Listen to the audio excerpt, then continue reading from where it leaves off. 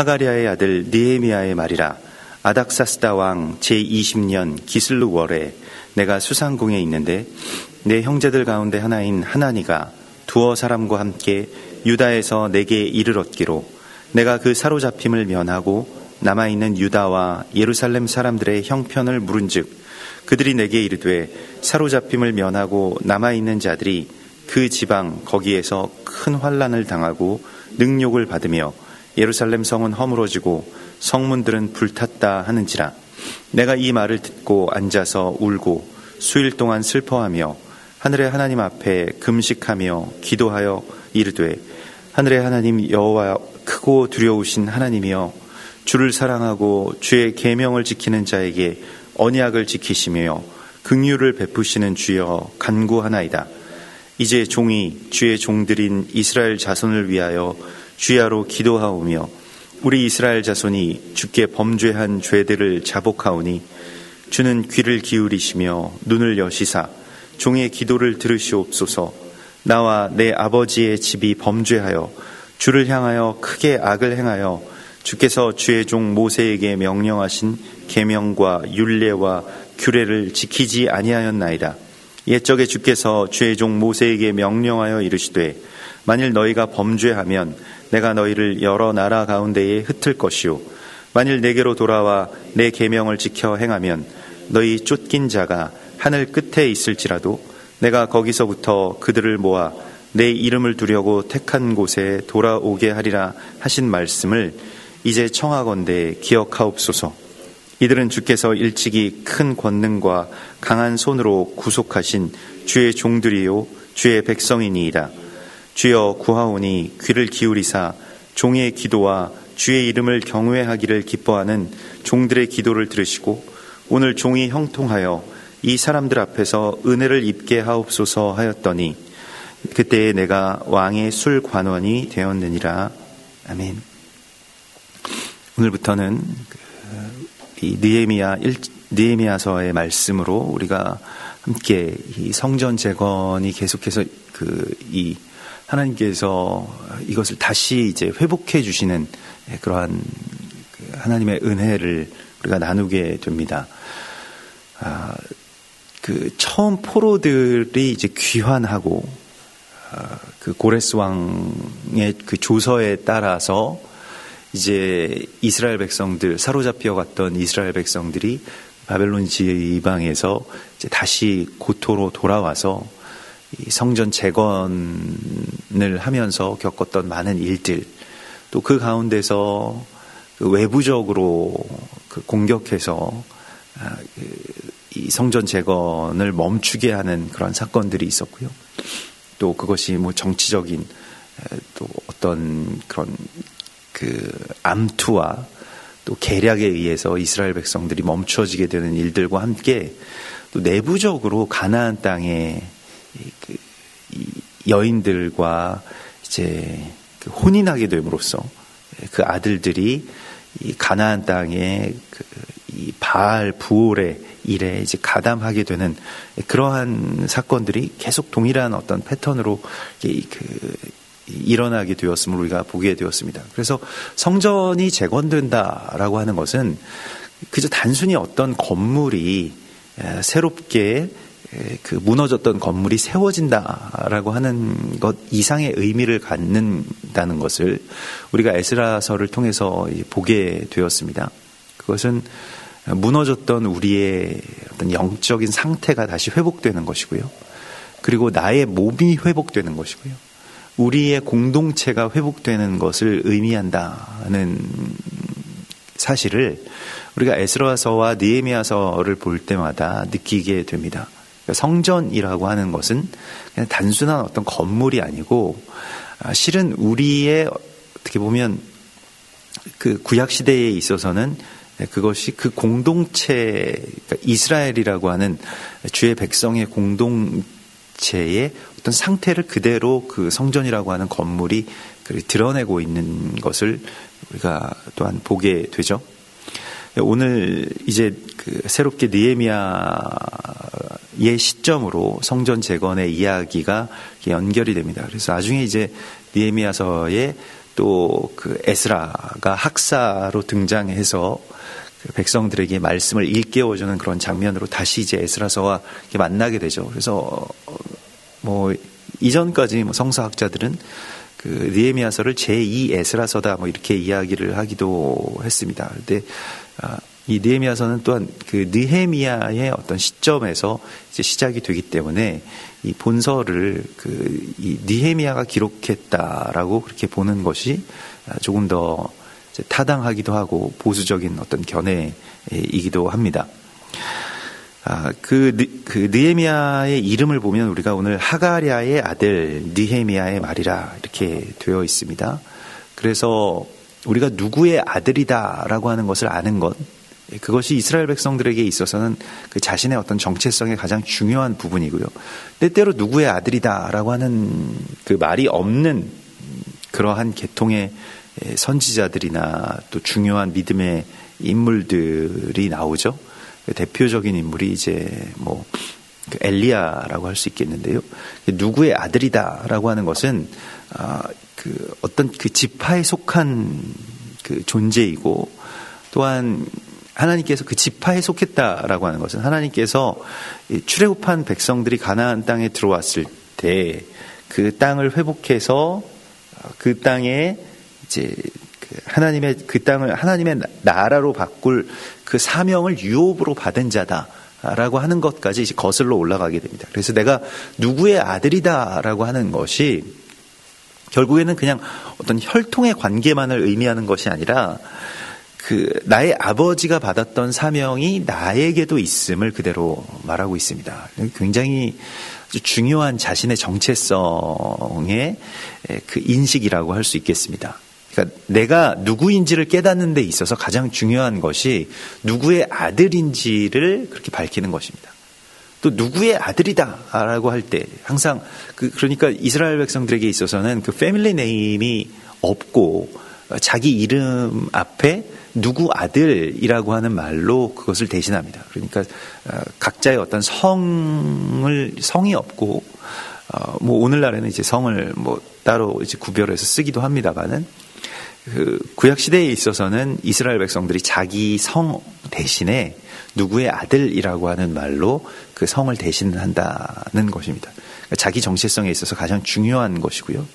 또한 그것이 그 아버지에게도, 그 아비들에게도 굉장한 어떤 어떻게 보면 책임이 되죠.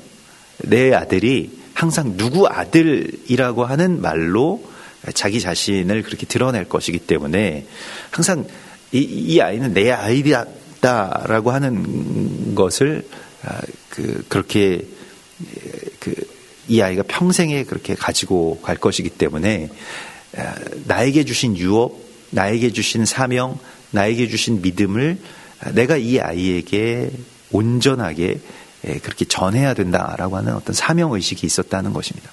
그리고 또한 공동체성에 있어서도 누구와 누구의 어떤 관계들을 우리가 그렇게 맺어가고 설정할 때에 이 사람이 그냥 어떤 한 개인이 아니라 어느 집 누구 아들이다라고 하는 것으로 사람을 또 어떤 한 아이를 그렇게 인식한다라고 하는 것은 그 전체의 어떤 공동체가 어떤 한 아이가 있으면 그 아이가 그냥 어떤 한 개인이 아니라 우리 오늘날의 어떤 개인주의 시대에 살아가고 있지 않습니까? 자본주의와 더불어서 정말 안 좋은 말이라고 할 수 있겠는데요. 그냥 한 개인, 그냥 그 존재 자체가 뚝 떨어진 어떤 섬과 같은 그런 존재가 아니라 누구의 아들이라는 거예요. 그 누구의 아들이라고 하는 것은 반대로 나의 아들도 될 수 있다는 것입니다. 예전에 이 유대인 랍비죠. 뭐 우리나라에도 자주 오는 그 매튜 톨러가 우리 교회에 왔을 때, 그때가 이제 세월호 사건이 있은 지 좀 얼마 지난 후였는데, 자신이 이제 뭐 유대인으로서 이 세월호 사건 그 이후에 이 모습을 볼 때, 그 생존자들을 볼 때, 이해가 되지 않는 것이 있다. 그러니까 그 배에서 살아남은 사람들의 대부분이 다 어른들이고 아이들은 대부분 다 죽었다라고 하는 것은 뭐 좀 미안한 말이지만 이스라엘에서는 있을 수 없는 일이다. 어떻게든 아이들을 살리려고 어른들이 다 죽었을 거다. 그렇게 이야기를 하더라고요. 굉장히 아픈 말이었습니다. 뭐 우리의 가장 큰 지금 우리 이 시대의 가장 큰 상처이고 상흔이지만 그 세월호 사건에서 살아남은 사람들은 대부분 다 어른들이었고 아이들은 다 죽었다라고 하는 것이 사회적으로 사람들이 이 세상을 살아나가는 어떤 방식이라고 하는 것까지 연결해서 이렇게 이야기할 때 뭐 부정하거나 반박할 어떤 말이 없기에 더 많이 아팠는데요. 많이 큰 이스라엘 백성들에게 있어서 자녀들이라고 하는 것은 그냥 어떻게 보면 그 혈통적인 어떤 이 나의 뭐 그냥 어떤 자식들 이러한 그 개념이 아니라 뭐 삶에 있어서의 가장 큰 사명으로서 그들을 인식한다라고 하는 것이죠. 우리가 이스라엘 갈 때마다 유대인 마을 지나가다 보면 막 6, 7명씩 아이들을 데리고 막 힘겹게 뭐 아이들이 뭐 유모차 끌고 뭐 그 엄마는 아이를 뭐 업고 옆에 손을 잡고 뭐 또 짐을 들고 또 자신은 또 임신을 한 상태에서 뭐 그렇게 걸어가는 그 가족들을 아주 흔히 보게 됩니다. 그래서 아주 굉장히 우리가 생각할 때는 굉장히 힘들겠다 이런 생각들을 하는데 자녀들에 대한 어떤 생각이 그 사명으로서 그 자녀들을 우리가 그 받아들인다라고 하는 것이 그 기쁨의 사명으로서요. 사명이라고 하는 것은 기본적으로 하나님께서 우리의 삶의 어떤 존재의 이유와 가치를 말하시는 것입니다. 근데 우리는 자녀들을 이제 어떻게 보면 삶에 지워진 짐으로 그렇게 생각하는 시대에 살아가고 있기 때문에요. 전체적으로 출산율이 굉장히 전 세계적으로도 가장 낮은 국가에 살고 있다는 것이 그런 것을 이제 반증하죠. 그러니까 내 삶에 있어서 이렇게 그 어려움, 고난 뭐 이렇게 되기 때문에 항상 아이들 많은 집 뭐 저희도 뭐 한국에서는 다자녀 가정입니다만은 항상 뭐 나가면 듣는 말이 아유 힘드시겠어요 이런 말을 굉장히 많이 하거든요. 아이들이 많으면 힘들다라고 하는 인식이 굉장히 뭐 사회에 어떻게 보면 상식인 것이죠. 아이들은 힘든 존재 이렇게 되어버린 것이죠. 그것은 좀 잘못되지 않았는가라고 하는 그런 생각을 합니다. 아이들은 우리에게 있어서 기쁨이고 또한 하나님께서 맡겨주신 어떤 사명이고 사명이라고 하는 것을 우리가 고되다라고 이건 나에게 있어서 어떤 고난이다, 짐이다 이렇게 생각하는 순간 뭐 객관적으로는 그럴 수 있을지 몰라도 사명이라고 하는 것은 기본적으로는 기쁨인 것이죠. 내게 주신 어떤 기쁨 실제로 그렇지 않습니까? 그 사명의 당사자들은 그게 고난이라고 하는 것으로 인식하지 않고 하나님께서 내게 베풀어 주신 복이라고 생각할 수밖에 없습니다. 그렇게 하나님이 그 안에서 또 놀라운 기쁨들을 샘솟게 하시잖아요.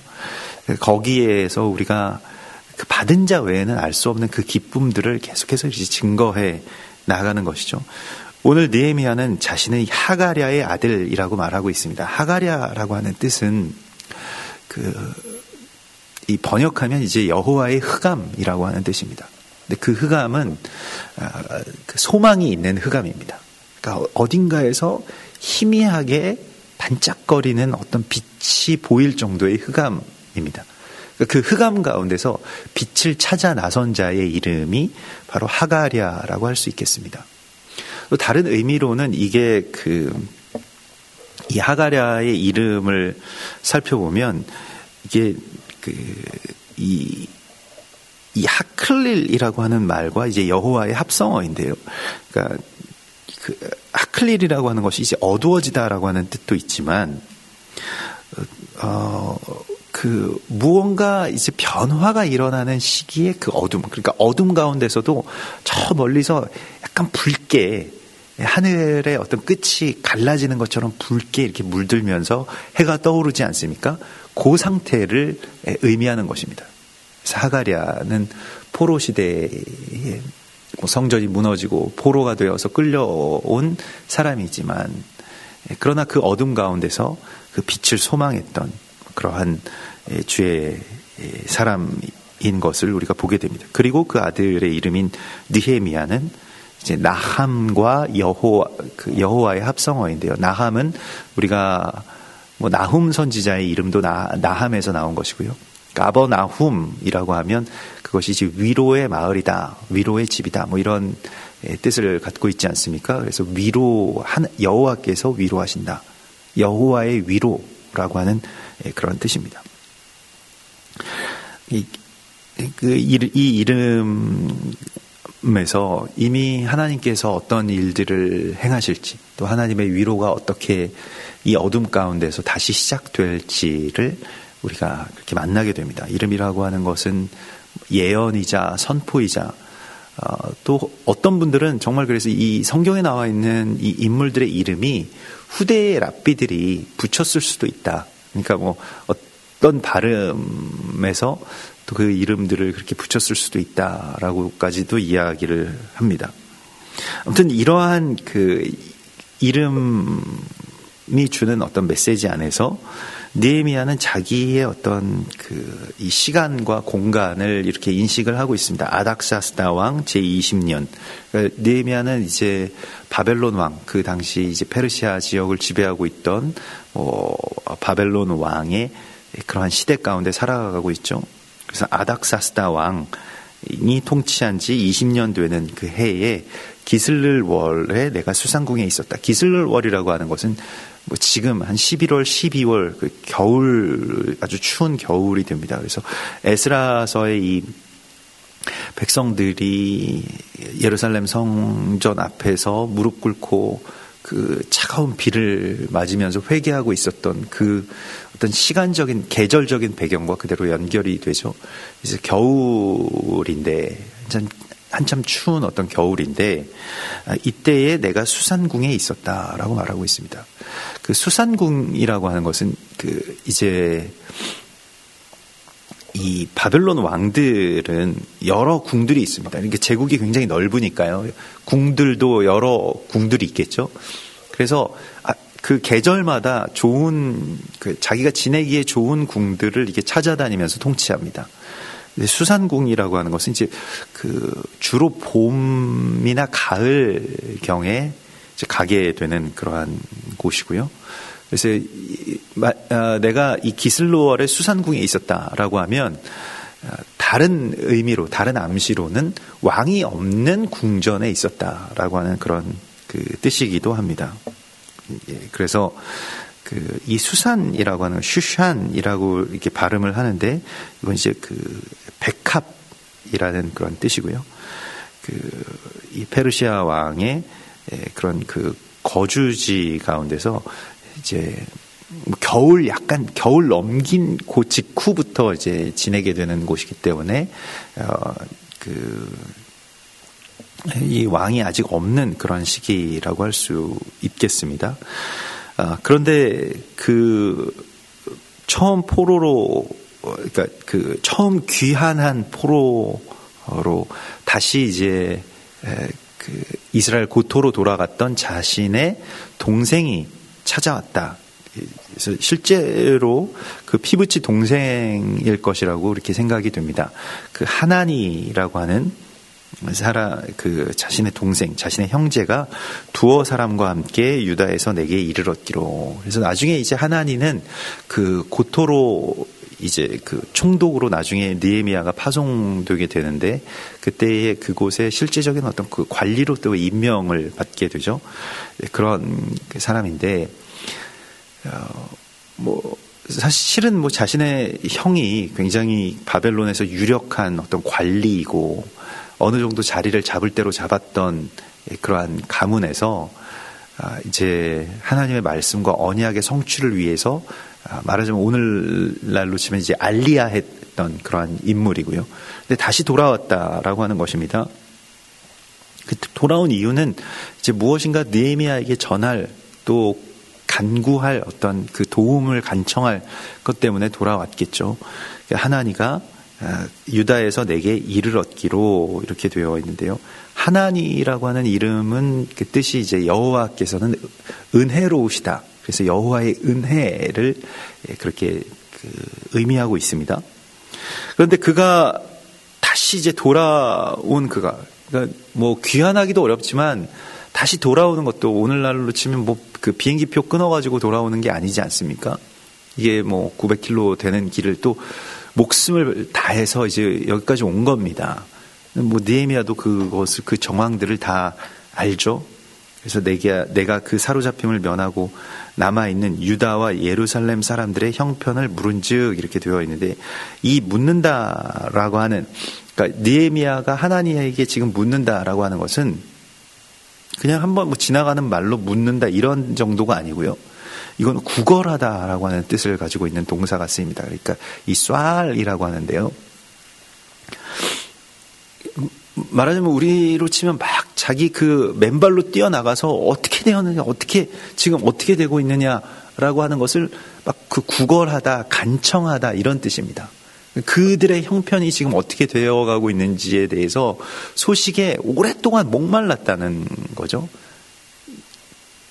이스라엘은 제대로 된 어떤 국가도 아니고 또 이 바벨론의 궁에 앉아 있지만은 저 멀리 900km 넘는 거리에 있는 이스라엘 땅의 그 소식을 실시간으로 오늘날로 치면 뭐 전화도 안 되고 뭐 편지도 안 되는 그러한 곳에 이제 가 있기 때문에 어떻게 알 수가 없는 것이죠.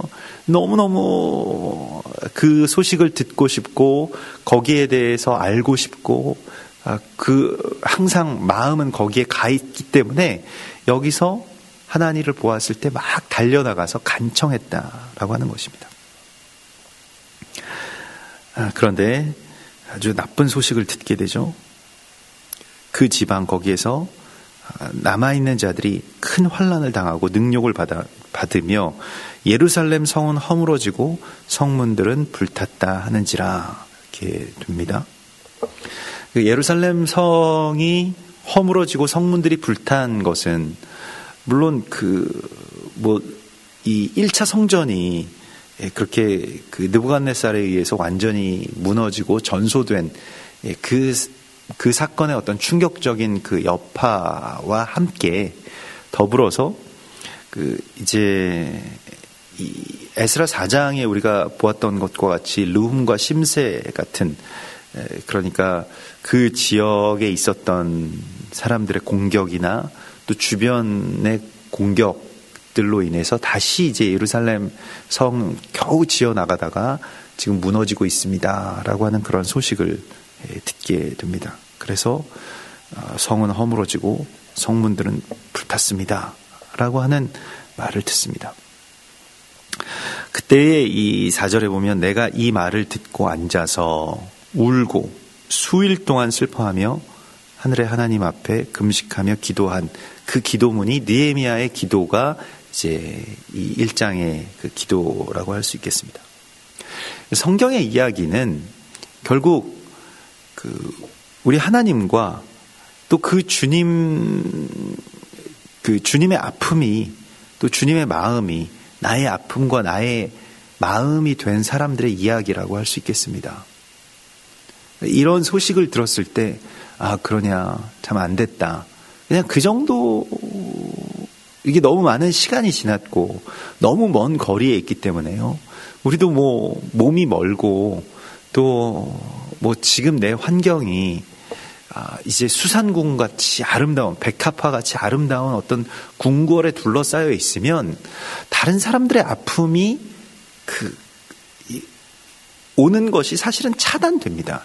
현재의 어떤 이 안락함이라고 하는 것, 현재 궁궐의 생활이라고 하는 것이 밖에서의 그런 어떤 아픔들이 아무리 커도 그냥 궁궐은 그것을 느끼지 못할 정도의 어떤 화려함과 그 두터운 성벽 안에 완전한 안락함 가운데 보호가 되고 있기 때문에 그것을 내가 느낀다라고 하는 것은 일종의 기적이라고 할 수 있겠습니다. 우리도 사실 그렇거든요. 우리의 삶도 사실 우리가 그냥 고난받고 또 어렵고 아픔 가운데 있을 때는 남들의 아픔도 느끼기가 쉽습니다. 오히려요. 그런데 내가 뭐 잘 살고 또 안락하고 또 배부르고 뭐 등 따시고 주변의 어떤 모든 요소들이 그냥 다 아름다운 것들로 치장되어 있을 때는 다른 사람들의 아픔이 잘 느껴지지가 않습니다.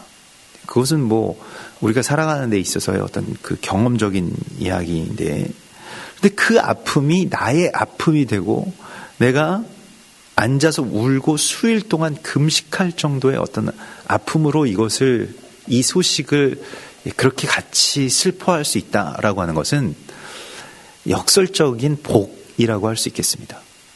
그러니까 예수님께서 말씀하신 것 같이 애통해하는 자는 복이 있다라고 말씀하신 바로 그 복이죠.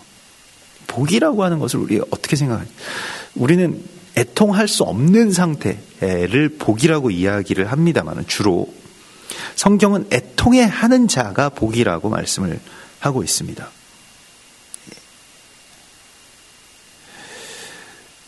여러분, 이 애통의 복을 우리가 주님 앞에 구해야 됩니다.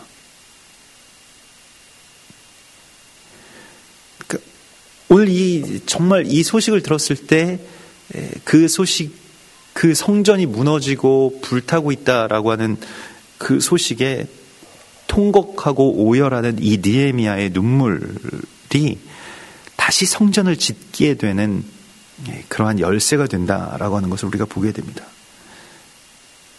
히브리어로 이 애통한다라고 하는 것은 정말 슬퍼서 창자가 끊어질 것 같은 고통을 느끼는 것을 이 애통이라고 그렇게 이야기를 합니다. 그래서 예레미야 애가에 보면, 예레미야 애가 2장에 보면 2장 11절에 예레미야가 이렇게 이야기를 합니다. 내 눈이 눈물에 상하며 내 창자가 끊어지며 내 간이 땅에 쏟아졌으니 이는 딸 내 백성이 패망하여 어린 자녀와 젖먹는 아이들이 성읍 길거리에 기절함이로다. 이걸 본 이 예레미야의 이 아주 처절한 이 통곡 소리를 우리가 이렇게 듣게 되는데요. 그런데 이 마음이 그냥 단순히 어떤 우리가 개인으로서 살아갈 때 누군가의 아픔이 내 아픔이 된다라고 하는 것은 사실은 굉장히 이제 힘든 일이고 우리도 그렇게 느끼고 싶지 않기 때문에 계속해서 외면하는 방식을 택합니다.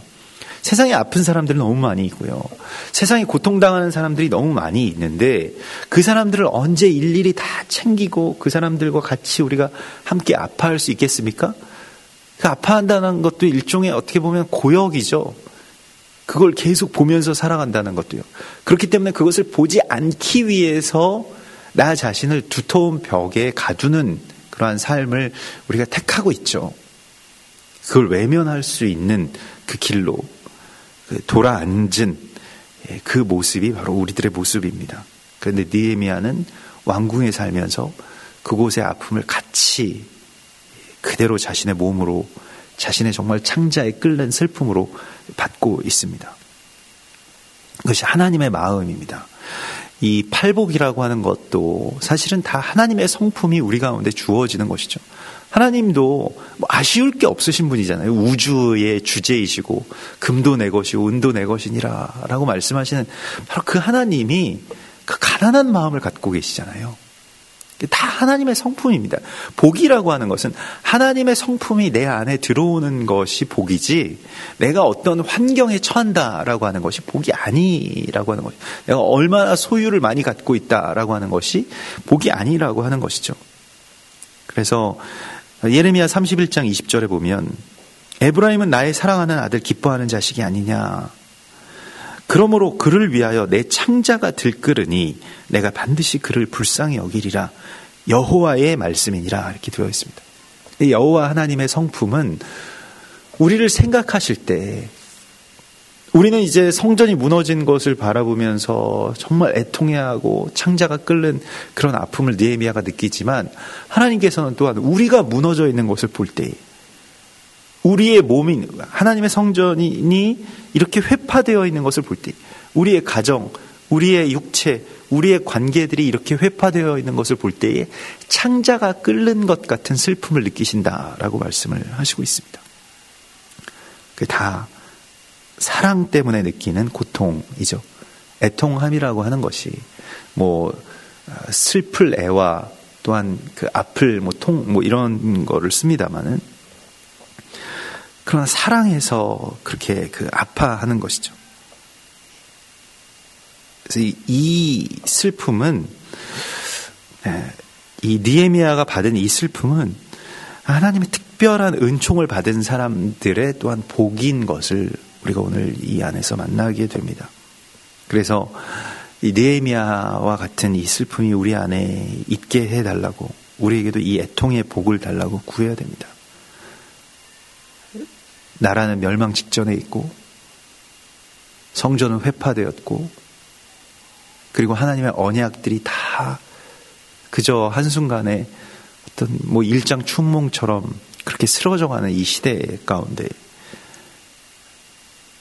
느헤미야와 같이, 또 모르드게와 같이, 세례 요한과 같이, 예수님과 같이 성전을 바라보면서 울 수 있는 자들, 그 한 사람의 눈물을 하나님께서 찾고 계신다고 오늘 말씀하시고 있습니다. 주님의 아픔이 나의 아픔이 되는 그 이야기, 그것은 어쩌면 고통스러운 일일 수도 있겠습니다.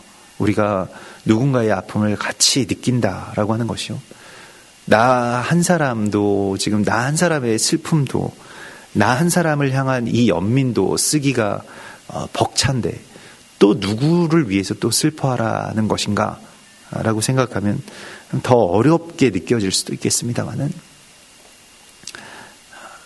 그러나 수산궁에서 멀리 떨어진 예루살렘을 바라보면서 우는 한 사람의 이야기, 그것은 성령으로 이어져 있는 하나님의 나라의 백성들의 이야기이기도 합니다. 우리는 다 성령의 교통하심을 믿는다라고 그렇게 고백하고 또 그렇게 축도합니다. 성령의 교통하심을 바랍니다.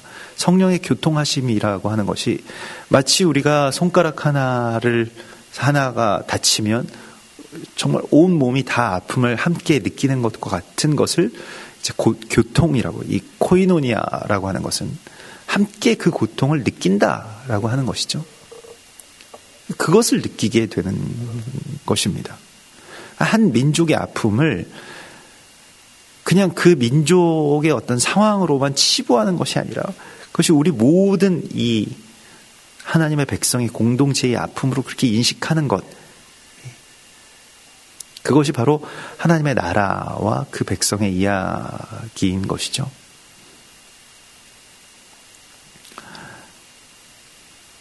그래서 느헤미야도 이 궁전에서 그냥 아무런 이 자극 없이 살아갈 수 있는, 오늘날로 치면 그 복된 상태에서 살아가고 있는데, 왕의 어주를 맡은 자, 왕의 술관원이라고 하는 것은 세상의 산의 진미를 다 먹을 수 있고요, 가장 좋은 어떤 환경에서 살아갈 수 있는 사람을 의미하는 것이죠.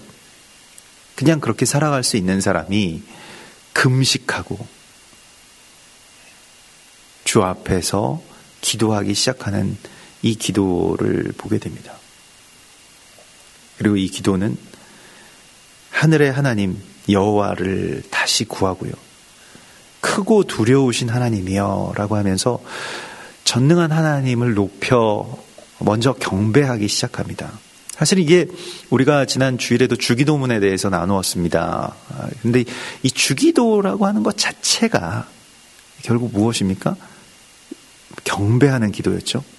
이름이 거룩히 여김을 받으시오며 라고 하는 그 경배로부터 시작되고, 그 경배를 목적으로 하는 그런 기도이고요. 또 두 번째로는 이제 공동체의 이 아픔을 간청하는 기도이죠.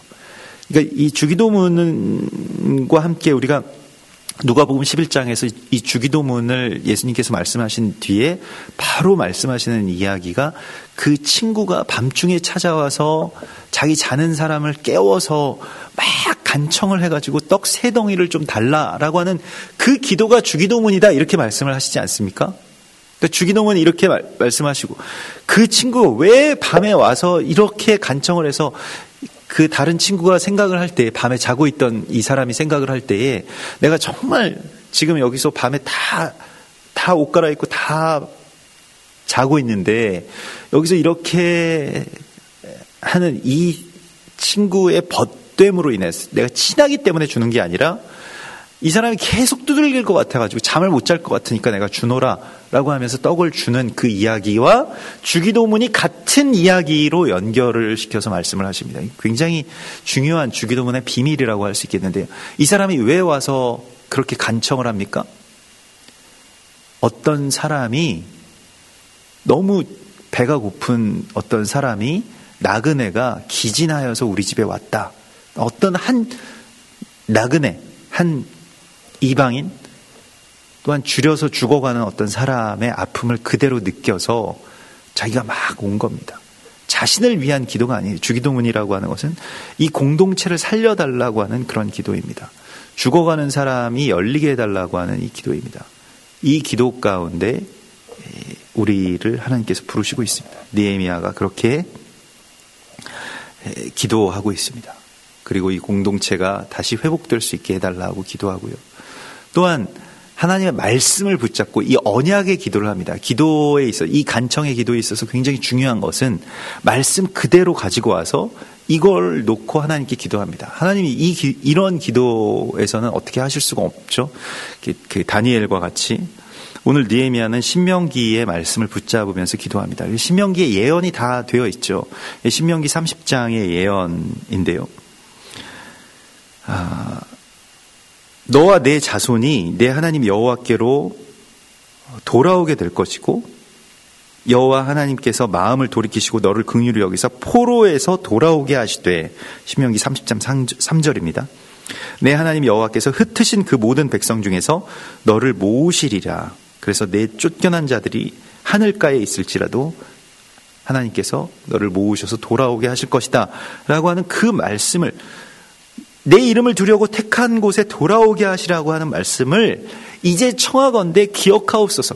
이렇게 신명기에서 말씀하셨기 때문에 이제 주님께서 이루실 것임을 붙드는 겁니다.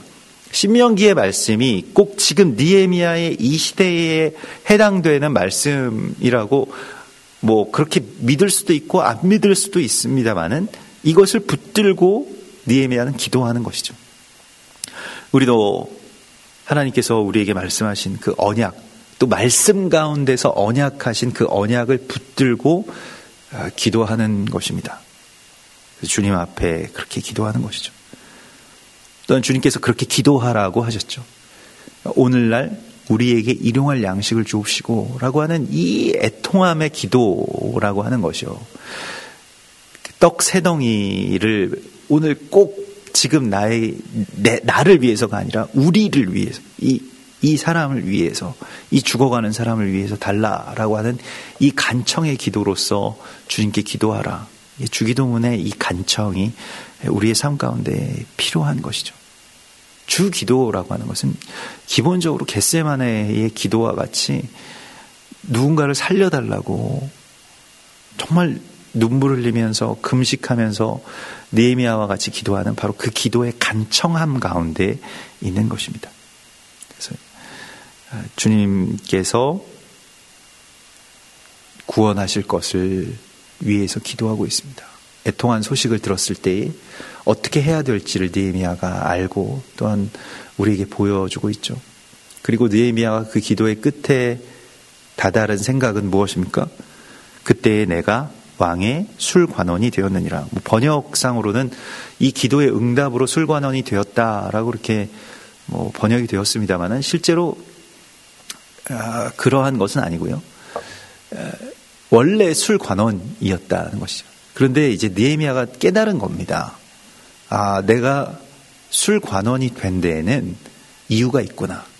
마치 모르드게가 에스더에게 당신이 지금 이 왕후의 위를 얻은 것이 이때를 위함이 아닌지 어떻게 아느냐라고 말했던 것과 같이, 여러분 이걸 우리가 잘 알아야 되는데, 왕의 술관원은 기본적으로 왕이 듣고 싶은 말을 해주는 사람이고요, 왕의 말을 기본적으로 그냥 들어야 되는 사람이고요, 이렇게 무엇을 이렇게 청하고 청탁을 하고 이런 사람이 왕의 술관원으로 앉을 수가 없습니다.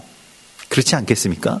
가장 금기시되는 일이 왕의 이 술관원이 뭔가 왕에게 자기 사사로운 부탁을 하게 되는 것을 가장 터부시하는 직종이라고 할 수 있겠습니다. 그리고 왕의 관원 가운데서도요. 그러니까 왕에게 정말 왕의 입장에서 말을 할 수 있는 사람이어야 되는데, 이때 느헤미야는 이렇게 느낀 겁니다. 아, 내가 왕의 술관원이 된 것이 이 때를 위함이고 이제는 나를 부르시는구나 라고 하는 것을 그가 알게 된 것입니다. 여러분, 우리가 지금까지 이렇게 살아왔습니다. 그리고 살아온 삶에 있어서의 어떤 위치가 있을 것이고 또 나의 어떤 삶의 모양이 있을 겁니다. 하나님께서 오늘 이때를 위해서 나를 이렇게 기르셨다, 나를 이렇게 만드셨다라고 하는 것을 새롭게 깨닫는 것, 이것이 바로 하나님이 주신 기도의 응답이라고 주께서 오늘 말씀하시고 있습니다. 같이 기도하겠습니다. 주님 바라보시면서 이 땅 가운데 나를 보내주시고 또한 애통함의 복을 우리에게 주시는 하나님 바라보시면서 주님 말씀 붙들면서 같이 기도하겠습니다. 주여,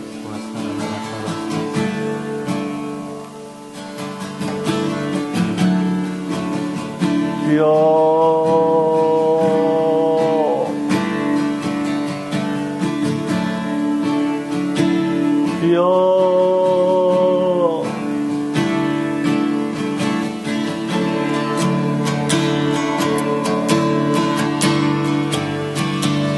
주님,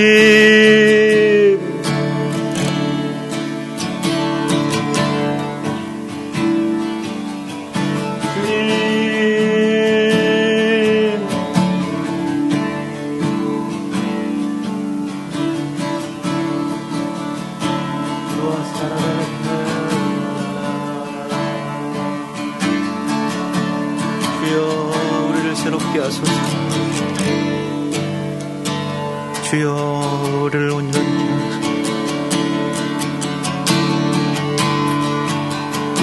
주여, 우리를 거룩하게 하소서. 주여,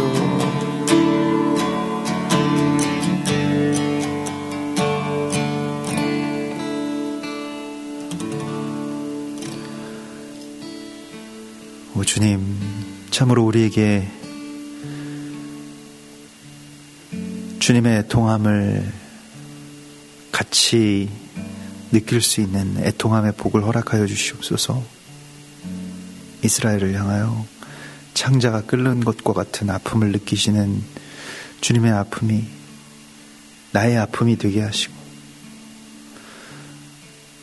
또한 주님 앞에 나그네의 기진함을 인하여 간청할 수 있는 기도의 용사가 되게 하여 주시옵소서. 우리의 삶을 주님 다시 새롭게 하시고 주의 나라와 주의 빛으로 이끄실 주님을 기대합니다. 이 자리에 또 이와 같이 살게 된 것, 오늘까지 지내온 이 모든 것들이 다 주님의 응답이었음을 믿습니다. 주님 홀로 영광 받으시옵소서. 거룩하신 예수와 메시아의 이름으로 감사하며 기도드리옵나이다. 아멘. 하늘에 계신 우리 아버지시여, 이름이 거룩히 여김을 받으시오며 나라 임하옵시며 뜻이 하늘에서 이룬 것 같이 땅에서도 이루어지이다. 오늘날 우리에게 일용할 양식을 주옵시고 우리가 우리에게 죄 지은 자를 사하여 준 것 같이 우리 죄를 사하여 주옵시고 우리를 시험에 들게 하지 마옵시고 다만 악에서 구하옵소서. 대개 나라와 권세와 영광이 아버지께 영원히 있사옵나이다. 아멘.